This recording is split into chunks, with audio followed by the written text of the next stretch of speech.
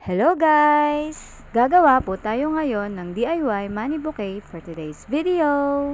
Lalagyan ko lang ng 3 pieces of chocolate bars itong money bouquet for additional design. Bale, kumuha lang ako ng used balloon sticks at pinaghati-hati ko ang mga ito. Diyan ko kasi ididikit yung mga chocolate bars na ilalagay natin sa bouquet. And then, for the bills naman, niroll ko lang po ito at dinikitan ng tape para magmukha siyang bulaklak. And then, gumamit lang ako ng barbecue stick at ikinabit sa lower part ng bulaklak. Next, pinagdugtong ko naman yung 2 long band papers para sa cover ng ating bouquet. Tapos ay inilatag ko na ang chocolate bars at dinikitan. Sunod ko namang inilatag itong mga money bouquet para madikitan. Inilatag ko lang ng maayos ang mga flower bills para magmukha siyang bouquet. Dinikitan ko lang na maayos ang mga ito para hindi malaglag. Sunod naman po ay ibinalot ko ito sa colored paper wrapper for additional design. At pagkatapos ay tinali ko naman ito sa lower part para ma-secure yung bouquet. And then, pinutol ko lang po yung mga sobrang stick sa ilalim ng bouquet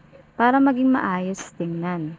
At ayan, konting ayos lang at ready na ang ating DIY simple money bouquet. Para naman sa greetings card, gumamit lang ako ng message card holder at tinikitan ko ito ng gold washi tape para sa design. At itinikit ko lang yung happy birthday word na galing naman sa used birthday cake message card.